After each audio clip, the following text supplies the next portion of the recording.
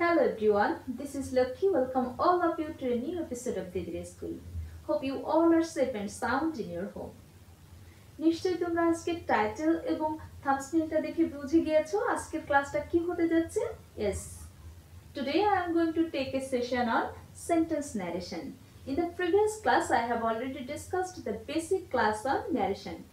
অর্থাৎ narration change করতে গেলে বেসিক কোন জিনিসগুলো জানা প্রয়োজন সেটা নিয়ে কিন্তু আমি গত ক্লাসে আলোচনা করেছি। তো যারা গত ক্লাসটা এখনো দেখোনি, এই ক্লাসের ডেসক্রিপশন বক্সে সেই ক্লাসের লিংকটা দেয়া থাকবে, চাইলে দেখে নিতে পারো। আজকে আমি কি করব, প্রত্যেকটা সেন্টেন্স ধরে ধরে, অর্থাৎ যে 5 প্রকার সেন্টেন্স আছে, assertive, interrogative, imperative, objective, exclamatory, প্রত্যেকটা সেন্টেন্স ধরে ধরে তার চেঞ্জটা দেখাবো যে কোন ধরনের সেন্টেন্স চেঞ্জ করতে গেলে কোন ধরনের চেঞ্জটা আমাদেরকে ফলো করতে হবে। যারা ন্যারেশন ভয় পাও, যারা ন্যারেশনে একদম দুর্বল, আজকের ক্লাসটা শুধুমাত্র তাদের জন্য। So without any delay, let's get started. But before starting the class, I must say, if you are new to my channel, please subscribe the channel and hit the bell icon. And if you are watching this video in Facebook, please like the page and stay tuned till the end. Thanks for visiting my channel. তো প্রথমেই করব আমরা assertive সেন্টেন্সের narration change. তো গত ক্লাসটা যারা miss করেছে তাদের জন্য আজকে আবারও বলি, কোন অংশটুকুর, একটা ন্যারেশনের কোন অংশটুকুর পরিবর্তন আমরা করব? রিপোর্টেড স্পিচের। গত ক্লাসটা যারা মিস করেছে তাদের জন্য বলি, একটা ন্যারেশনের দুইটা অংশ থাকে। এই যে কমার আগে যে অংশটুকু, এটাকে বলা হয় রিপোর্টিং ভার্ব, এবং ইনভার্টেড কমার মধ্যে যেটুকু আছে সেটাকে বলা হয় রিপোর্টেড স্পিচ। তো আমরা মূল পরিবর্তনটুকু করব কিন্তু রিপোর্টেড স্পিচটার, এবং এই রিপোর্টেড স্পিচটা পরিবর্তন করতে গেলে এই রিপোর্টিং ভার্বের উপরেও কিন্তু আমাদেরকে ডিপেন্ড করতে হবে। এবং এই যে রিপোর্টেড স্পিচটুকু কোন সেন্টেন্সে আছে, অ্যাসার্টিভ, ইন্টারোগেটিভ, ইম্পারেটিভ, অবজেক্টিভ নাকি এক্সক্লামেটরি, সেই ধরন দেখে আমাদেরকে চেঞ্জ করতে হবে। তা প্রথমে দেখে নেব অ্যাসার্টিভ সেন্টেন্সের গঠন কি। অ্যাসার্টিভ সেন্টেন্সের গঠন হচ্ছে সাবজেক্ট, ভার্ব, অবজেক্ট। দেখো একটুখানি যদি আমরা দেখি, এই যে রিপোর্টেড স্পিচটুকু সাবজেক্ট আছে শ্যাল ডু, ভার্ব, তারপর অবজেক্ট আছে। তো মোটামুটি যে কোনো একটা অ্যাসার্টিভ সেন্টেন্সের গঠন কিন্তু এটা। এবং আমাদেরকে যখন চেঞ্জ করতে হবে ন্যারেশনটা, এই জিনিসটুকু খেয়াল রাখতে হবে কিন্তু যে এই ইনভার্টেড কমার ভিতরে যে অংশটুকু, অর্থাৎ রিপোর্টেড স্পিচটুকু কোন সেন্টেন্সে আছে, তো আমাদেরকে সেভাবে চেঞ্জ করতে হবে। তো গত ক্লাসটা যারা দেখেছো অ্যাসার্টিভ সেন্টেন্স পরিবর্তনটা কোনো ব্যাপারই না তাদের জন্য, কারণ মূল নিয়মটা কিন্তু আমি দেখিয়েছিলাম অ্যাসার্টিভ সেন্টেন্স দিয়ে। তো আমি একটু দেখিয়ে দিই কি করব। সেন্টেন্সটা কি আছে? Munni said I shall do the work. Munni বলল যে আমি কাজটা করব। তো এই যে এইটুকু রিপোর্টিং ভার্বের কোনো চেঞ্জ হবে না। রিপোর্টিং ভার্ব বসিয়ে দিলাম, এই কমাটা তুলে দিয়ে আমরা একটা দ্যাট বসালাম। কি বলেছিলাম গত ক্লাসে? একটা দ্যাট লিঙ্কার আনতে হবে। তারপরে কি বলেছিলাম?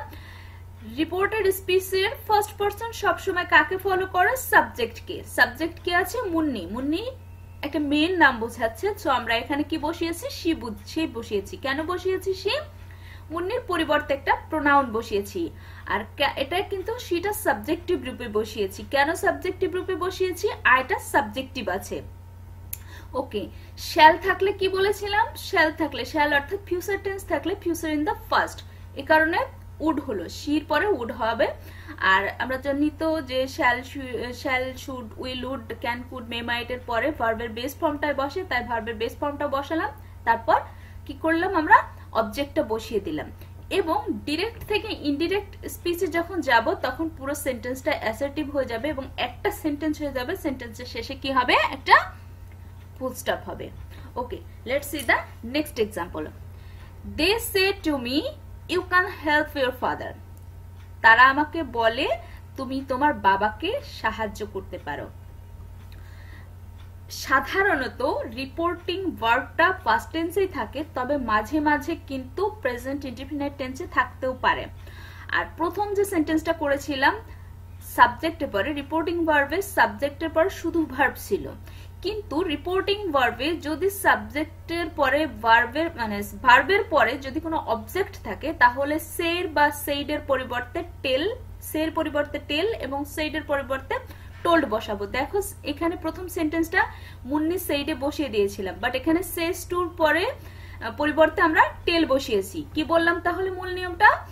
যদি রিপোর্টিং ভার্বে ভার্বের পরে কোনো অবজেক্ট না থাকে তাহলে সেইড বা সে যা থাকে সেটাই বসিয়ে দিব। যদি অবজেক্ট থাকে সেক্ষেত্রে সে টু বা সেই টু এর পরিবর্তে টেল অথবা টোল্ড বসাবো। এটা শুধুমাত্র অ্যাসার্টিভ সেন্টেন্সের ক্ষেত্রে। ওকে, তাহলে কি করলাম, দে সে টু মি এর পরিবর্তে দে টেল মি করলাম। তারপরে কমা উঠিয়ে একটা লিঙ্কার আনলাম দ্যাট। এরপরে পারসন চেঞ্জ। ইউ কাকে গত ক্লাসে বলেছিলাম রিপোর্টেড স্পিচের সেকেন্ড পারসন কাকে ফলো করে হচ্ছে অবজেক্টকে। অবজেক্ট কে আছে এখানে, মি। মি কিসের কে, মি হচ্ছে ফার্স্ট পারসনের অবজেক্টিভ রূপ, বাট যেহেতু এখানে ইউ সাবজেক্ট হিসেবে আছে তো আমাদেরকে মি এরও সাবজেক্টিভ রূপ আনতে হবে, তাই আই হয়েছে। মি এর সাবজেক্টিভ কি করেছি, আই করেছি।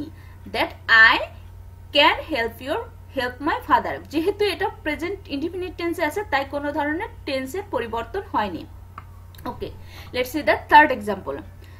Teacher said to us the earth moves round the sun. যদি রিপোর্টেড স্পিচটুকু কোনো ইউনিভার্সাল ট্রুথ হয় সেক্ষেত্রে কোনো রকম পার্সন এবং না পার্সন টেন্স এ ধরনের কোনো চেঞ্জ হবে না। The earth moves round the সান এটা কিন্তু একটা ইউনিভার্সাল ট্রুথ, সুতরাং এটার কোনো পরিবর্তন হবে না। কিসের পরিবর্তন হয়েছে, teacher said to us. Said হচ্ছে ভার্ব, ভার্বের পরে কিন্তু অবজেক্ট আছে, সো আমরা কি করেছি, টোল্ড করেছি। টিচার টোল্ড আস দ্যাট, কমাটা উঠিয়ে দ্যাট করে দিয়েছি এবং কি করেছি, পুরো যে টুকু ছিল অর্থাৎ রিপোর্টেড স্পিচ যেটুকু ছিল সেটুকুই বসিয়ে দিলাম। আবারও নিয়মটা বলি, রিপোর্টেড স্পিচটা যদি কোনো ইউনিভার্সাল ট্রুথ হয় তাহলে তার কোনো পরিবর্তন হবে না, শুধুমাত্র আমরা দ্যাটটা বসিয়ে পুরোটা তুলে দেব। বুঝতে পেরেছি অ্যাসার্টিভ সেন্টেন্সটা? অ্যাসার্টিভ সেন্টেন্সটা খুবই সহজ, আশা করি অ্যাসার্টিভ সেন্টেন্সটা আমরা বুঝতে পেরেছি। এবারে আমরা করব ইন্টারোগেটিভ সেন্টেন্সের ন্যারেশন চেঞ্জ। তো ইন্টারোগেটিভ সেন্টেন্স দুই ভাবে গঠন হতে পারে, একটা হচ্ছে প্রথমে হেল্পিং ভার্ব দিয়ে, আবার আরেকটা হতে পারে WH ওয়ার্ড দিয়ে। তো আমি তোমাদের সুবিধার্থে ইন্টারোগেটিভ সেন্টেন্সের স্ট্রাকচারগুলো একটু লিখে রেখেছি। কি হবে, helping verb plus subject plus main verb plus object, এবং ইন্টারোগেটিভ সেন্টেন্সের শেষে কি থাকে, নোট অফ ইন্টারোগেশন। আর WH দিয়ে যদি শুরু হয় সেক্ষেত্রে WH word, helping verb plus subject plus main verb, এবং সেক্ষেত্রেও কি থাকে, একটা নোট অফ ইন্টারোগেশন থাকে। তো এই দুই ধরনের স্ট্রাকচারের জন্য কিন্তু সেন্সটাও একটু আলাদা হবে। তো আমরা অ্যাসার্টিভ সেন্টেন্সে কি করেছিলাম, সেইডের পরিবর্তে সেইডে রেখেছিলাম, আর যদি রিপোর্টিং ভার্বের পরে অবজেক্ট থাকে সেক্ষেত্রে টেল বা টোল্ড করেছিলাম। বাট ইন্টারোগেটিভ সেন্টেন্সে সেইডের পরিবর্তে আস্ক বা ওয়েদার হবে এবং কমাটা উঠে দ্যাট না বসে ইফ হবে। আর যদি কোনো সেন্টেন্সে মানে রিপোর্টিং ভার্বের পরে অবজেক্ট থাকে সেক্ষেত্রে ইনকোয়ার্ড অব হবে। তো আমরা একটু সেন্টেন্সের মানে আমরা যদি একটু প্র্যাকটিক্যালি দেখি আরো ভালো হবে। ফার্স্ট সেন্টেন্সটা কি আছে, father said are you reading now. বাবা বলল তুমি কি এখন পড়ছো। তাই এটাকে যদি আমরা চেঞ্জ করি ফাদার আস্কড হবে, কারণ সেইডের পরিবর্তে আমরা আস্কড বা ইনকোয়ার করতে পারি, বাট আমরা এখানে আস্ক করলাম কারণ বাবা আমাকে জিজ্ঞেস করছে। কমাটা উঠে দিয়ে দ্যাট না দিয়ে কি দিলাম, ইফ দিলাম। এরপরে যে ধরনের সেন্টেন্সেরই আমরা ইনডিরেক্ট করি না কেন সেটা অ্যাসার্টিভ হয়ে যায়। তো এটাকে যদি অ্যাসার্টিভ করি তাহলে কি করতে হবে, প্রথমে সাবজেক্ট আনতে হবে। তো এটা সাবজেক্ট কি আছে, ইউ। ইউ কাকে ফলো করে, ইউ রিপোর্টিং ভার্বের অবজেক্টকে ফলো করে, কিন্তু এখানে আমাদের অবজেক্ট নেই। কিন্তু ফাদার সেইড কাকে বলছে, আমাকে, সেইড টু মি, তাই তো। তো মনে করতে হবে এখানে একটা ফার্স্ট পারসন আছে, সুতরাং আমরা একটা আই নিয়ে নিলাম। কেন নিলাম আই, কারণ ইউটা সাবজেক্টিভ আছে তাই আই এর সাবজেক্টিভ ফর্ম বসাবো। তারপরে এটা কোন টেন্সে আছে, প্রেজেন্ট ইনডিফিনাইট টেন্সে, সুতরাং আমাদেরকে ফার্স্ট ইনডিফিনাইট করতে হবে। তাহলে আই ওয়াজ রিডিং। তারপরে অ্যাডভার্বিয়াল কি আছে, নাও আছে, নাওটা চেঞ্জ হয়ে কি হলো, দেন, এবং এই যে নোট অফ ইন্টারোগেশনটা চেঞ্জ হয়ে কি হবে, ফুল স্টপ। তাহলে কি হলো, father asked if I was reading then.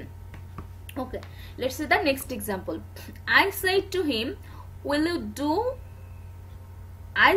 him, will you do me this favor? কি বলেছিলাম প্রথমেই, যদি রিপোর্টিং ভার্বের পরে অবজেক্ট থাকে তাহলে কি করব, ইনকোয়ার্ড অব দিব। ওকে, তাহলে যেহেতু said to him একটা অবজেক্ট আছে, তাহলে কি করলাম, I inquired of him, কমা উঠিয়ে দিয়ে দ্যাট না বসিয়ে ইফ করেছি। এরপরে কি করব, সাবজেক্ট আনবো প্রথমে, কারণ এটা তো ইন্টারোগেটিভ সেন্টেন্স আছে, তো অ্যাসেট করতে হলে সাবজেক্ট আনতে হবে প্রথমে। কি আছে সাবজেক্ট? ইউ। ইউ কাকে ফলো করে? ইউ ফলো করে রিপোর্টিং ভার্বের অবজেক্ট কে। অবজেক্ট কি আছে? হিম। হিম কি আছে? হিম অবজেক্টিভ রূপে আছে, বাট ইউটা আছে সাবজেক্টিভ রূপে। সুতরাং আমাদেরকে হিমের সাবজেক্টিভ রূপ আনতে হবে। হিমের সাবজেক্টিভ রূপ হি। উইল থাকলে কি হয়? ফিউচার ইন দা ফার্স্ট হয়, উড। উইল ডু কে কি করব? Would do. তারপরে মি। মি কাকে ফলো করে? মি কিন্তু ফলো করে সাবজেক্ট কে। সাবজেক্ট আই আছে, সুতরাং আই এর অবজেক্টিভ রূপ মি হবে। তারপরে বাকি দিস থাকলে কি করতে হবে? দ্যাট করতে হবে। দিস একটা অ্যাডভার্বিয়াল, সুতরাং দিস কে দ্যাট করতে হবে, তারপর অবজেক্ট। তাহলে কি হলো? I inquired of him if he would do me that favour. Okay, let's see the next example. Naim said to me, where did you go yesterday? Naim আমাকে জিজ্ঞেস করলো তুমি কাল কোথায় গিয়েছিলে। যদি কোনো ইন্টারোগেটিভ সেন্টেন্সের শুরুটা WH ওয়ার্ড দিয়ে হয়, তাহলে কি করব, সেক্ষেত্রে আস্ক বা ইনকোয়ার তো করবই, আর সেক্ষেত্রে কি করব, দ্যাট তো হবেই না ইন্টারোগেটিভ সেন্টেন্সে। ইফ বা ওয়েদার না বসিয়ে যে WH ওয়ার্ডটা আছে সেটাই বসিয়ে দেব, এবং বাকিটুকুর চেঞ্জ বাকি নিয়ম অনুযায়ী চেঞ্জ হবে। যেমন আমরা একটু যদি করি, Naim shed to me, Naim asked me, সেক্ষেত্রে কিন্তু ইনকোয়ার্ড অফ মি হবে না। ওকে, নাইম আস্কড মি। দেখো আমরা এখানে ইফ বা ওয়েদার বা দ্যাট তো হবেই না, না বসিয়ে কি করলাম, হোয়ারটা বসিয়ে দিলাম। তারপরে কি করব, সাবজেক্ট আনবো। সাবজেক্ট কি আছে? ইউ। ইউ কাকে ফলো করে? অবজেক্ট কে। এখানে অবজেক্ট কি আছে? মি। মি এর সাবজেক্টিভ রূপ কি? আই। এরপরে কি আছে? সেন্টেন্সটা কোন টেন্সে আছে? Did. Where did you go, past টেন্সে আছে। যদি রিপোর্টেড স্পিচ পাস্ট টেন্সে থাকে তাহলে কি করতে হবে? পাস্ট ইনডিফিনিটে থাকলে পাস্ট পারফেক্ট করতে হবে। তাহলে ডিড, ডিড গোটাকে কি করতে হবে? হোয়ার আই হ্যাড গান। এবার দা এস্টারডে থাকলে দা প্রিভিয়াস ডে হয়। ওকে, তাহলে কি হলো? Naim asked me where I had gone the previous day. বুঝতে পেরেছি আমরা? ওকে, এবারে আসি ইম্পারেটিভ সেন্টেন্সের পরিবর্তনের ক্ষেত্রে। তো প্রথমেই দেখে নিই ইম্পারেটিভ সেন্টেন্স কিভাবে গঠিত হয়, অর্থাৎ ইম্পারেটিভ সেন্টেন্সের স্ট্রাকচারটা কি। ইম্পারেটিভ সেন্টেন্সটা শুরু হয় ভার্ব দিয়ে, ভার্বের পরে অবজেক্ট থাকতে পারে। আরেকভাবে শুরু হতে পারে লেট দিয়ে। লেট দিয়ে যদি শুরু হয়, let plus subject plus verb plus object. Okay, আর ইম্পারেটিভ সেন্টেন্স দ্বারা কি বোঝায়? ইম্পারেটিভ সেন্টেন্স দ্বারা কোন ধরনের আবেগ বা অনুভূতি প্রকাশ করে? সেটা হচ্ছে কোনো কাউকে যদি আদেশ, অনুরোধ, তারপর উপদেশ ইত্যাদি বোঝায়, সেক্ষেত্রে কিন্তু ইম্পারেটিভ সেন্টেন্স হয়। তো আমরা অ্যাসার্টিভ সেন্টেন্সে কি করেছিলাম? সেইডের পরিবর্তে সেইডে রেখেছিলাম, আর অবজেক্ট থাকলে টোল্ড করেছিলাম। ইন্টারোগেটিভ সেন্টেন্সে কি করলাম? আস্ক বা ইনকোয়ার করেছি, আর যদি অবজেক্ট থাকে তাহলে ইনকোয়ার্ড অফ করেছিলাম। বাট ইম্পারেটিভ সেন্টেন্সে কি করতে হবে? ইম্পারেটিভ সেন্টেন্সে এই যে রিপোর্টেড স্পিচটুকু কি বোঝাচ্ছে তার উপর ডিপেন্ড করে কিন্তু রিকোয়েস্ট, অ্যাডভাইস, বেগ, অর্ডার ইত্যাদি বসাতে হবে। অর্থাৎ সেন্টেন্স দ্বারা কি বোঝাচ্ছে? যদি রিপোর্টেড স্পিচটুকু আদেশ বোঝায় তাহলে অ্যাডভাইস করব, যদি অনুরোধ বোঝায় তাহলে রিকোয়েস্ট বসাবো, যদি আদেশ বোঝায় অর্ডার বা কমান্ড বোঝাবো, যদি ক্ষমা করা বোঝায় তাহলে বেগ বসাবো, ঠিক আছে। আর কোনোটাই যদি না বোঝায় তাহলে টেল বসাবো। তো আমরা একটু সেন্টেন্সগুলো যদি প্র্যাকটিক্যালি করি তাহলে খুব ভালোভাবে বুঝে যাব। Mother said to me always speak the truth. মা বলল সব সময় সত্য কথা বলবে। তাহলে কি মা কি কি করছে? অলওয়েজ স্পিক দ্য ট্রুথ, এটা কিন্তু একটা অ্যাডভাইস। তো আমরা কি করব? Mother advised me. কেন অ্যাডভাইসড করলাম? কারণ সেড ফার্স্ট এসে, সো মাদার অ্যাডভাইসড মি। আর এই ক্ষেত্রে ইম্পারেটিভ সেন্টেন্সের ক্ষেত্রে দ্যাট বসাবো না, কমাটা তুলে আমরা অ্যাসার্টিভ সেন্টেন্সে কমা তুলে দ্যাট বসিয়েছিলাম, ইন্টারোগেটিভ সেন্টেন্সে ইফ বা ওয়েদার বসিয়েছিলাম, বাট ইম্পারেটিভ সেন্টেন্সের ক্ষেত্রে কমাটা তুলে আমরা একটা টু বসাবো। Mother advised me to speak the truth always. আর টু এর পরে যে ভার্বটা হয় সেটা আমরা সব সময় জানি যে বেস ফর্ম হয়। সুতরাং এখানে সেন্টেন্সে মানে টেন্স চেঞ্জের এমন কোনো ঝামেলা নেই। তাহলে কি হলো? Mother said to me always speak the truth, এটাকে চেঞ্জ করলে কি হবে? Mother advised me to speak the truth always. Okay, let's see the next example. He said to me, do it at once. সে আমাকে বললো এটা এখনই করো। তার মানে কি, সে কি করলো, আমাকে ডু ইট অ্যাট ওয়ান্স মানে কি করলো, সে আমাকে অর্ডার করলো যে সে এখন দ্রুত করো বা এখনই করো। তাহলে সেই টু এর পরিবর্তে কি হবে, ordered me, he ordered me to do it at once, to do it at once.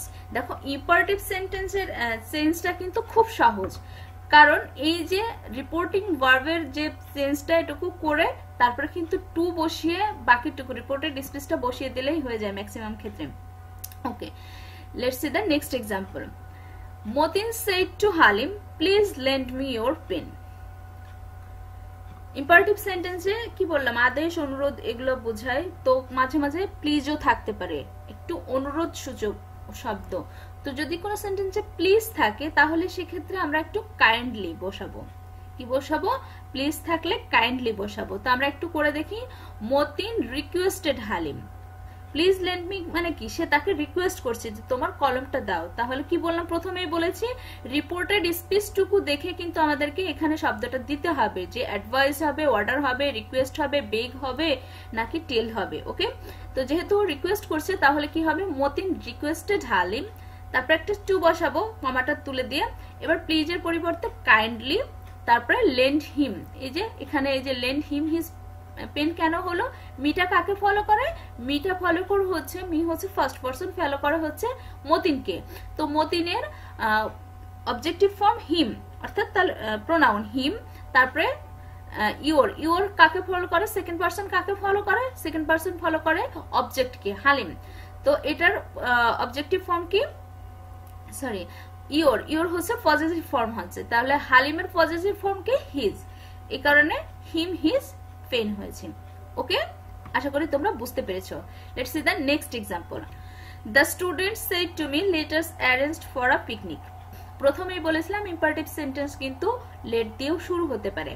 তো যদি কোনো ইম্পারেটিভ সেন্টেন্স লেট দিয়ে শুরু হয় এবং সেটাকে কোনো প্রস্তাবনা বোঝায় তাহলে সেইটার পরিবর্তে কি বসে, একটা প্রপোজড হয় এবং কমাটা তুলে দিয়ে সেক্ষেত্রে একটা দ্যাট হয়, এবং লেট দিয়ে শুরু হলে মে, মাইট বা শুড হতে পারে, মাইট বা শুড হবে। তো আমরা একটু চেঞ্জ করে দেখি।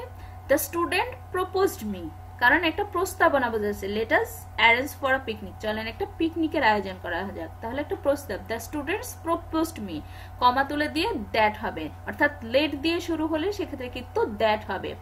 We should arrange for a picnic, কারণ লেট দিয়ে যদি সেন্টেন্সে শুরু হয় সেক্ষেত্রে ভার্বটা মাইট হবে বা শুড হতে পারে বা মাইট বি হতে পারে।